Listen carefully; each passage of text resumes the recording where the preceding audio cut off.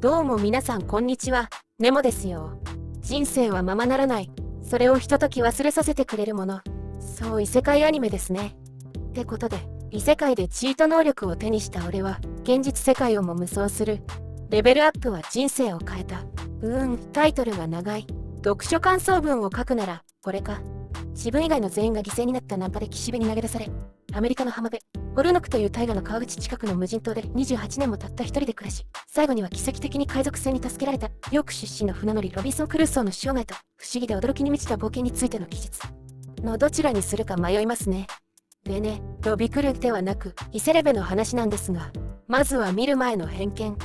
そりゃ気持ちはわかるけど、身も蓋もない。こういうのって異世界だから許されていたんじゃないのか。お気楽に現実を忘れて、夢の世界で楽しくやるってのも、ここは夢の国で心の週末を過ごしてるだけなんだからいいじゃないのって言い訳がかろうじて成立していたけども、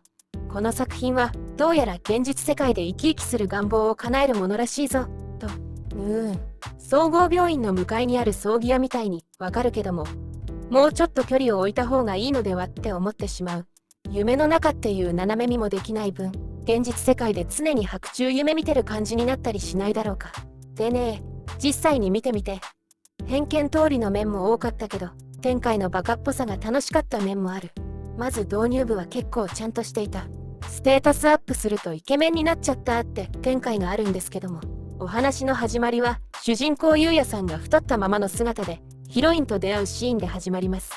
都会に付属されているチンピラに絡まれている香織さん。それを止めに入るゆうやさん。一切チートな能力もなく、喧嘩が強いわけでもない。ただただ勇気のみで人助け。ちゃんと好感の持てる主人公みたいな振る舞いができていると思います。で、ボッコボコにされちゃうけど、誰かが通報してたっぽくて、結果として香織さんを助けることができた。よかったね。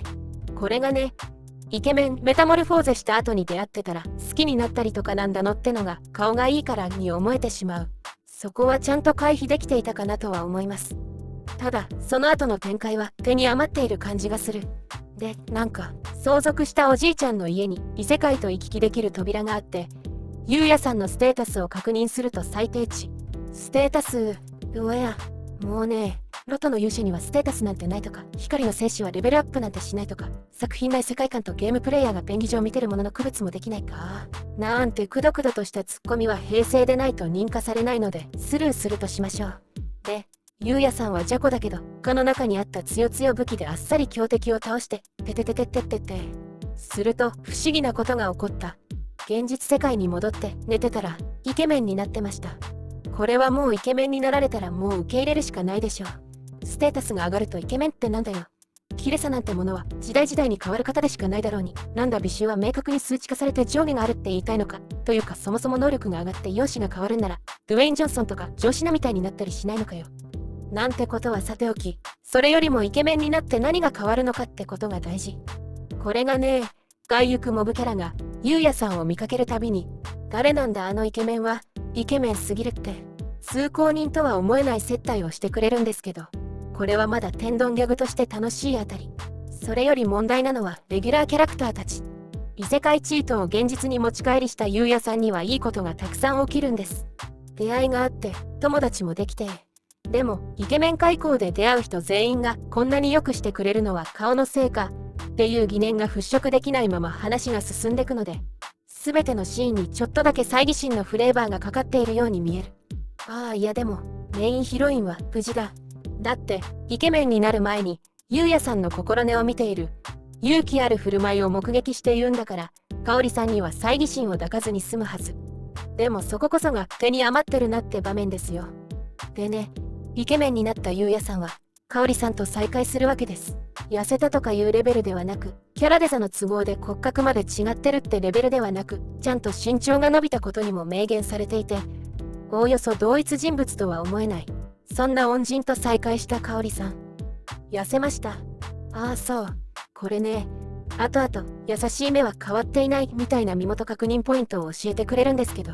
目か。目が同じって大抵の場合は人となりとか行動とかその諸々の雰囲気を目に託して目が同じって言うと思うんですけど、再会した場面は中学時代からのいじめっ子がこんなイケメン俺のいじめてたゆうやくんじゃないやいって絡まれてる場面ですよ。ゆうやさんの人柄を感じる要素皆無。あと距離遠いな。それで身元確認しているので、マジで眼球で人物同定しているようにしか思えない。そんなね、眼球ソムリエの香織さんはすごい学園の理事長の娘で、助けてくれたゆうやさんをそのすごい学園に招待したくて探していたそうです。ってことで、自分をいじめるような下等な奴らの学校とはおさらばしてセレブ学校へ接待生として転入。順風満帆の日々が始まる。そんなね、ごちゃごちゃした導入部も終わるとメインディッシュとなる現実世界チート無双が始まるわけですよ。ここからは割と好きな部分も多い。そしてゆうやさんの活躍場面、これが大味かつ唐突なのがむしろ楽しい。服を買いに行ったらモデルにスカウトされ、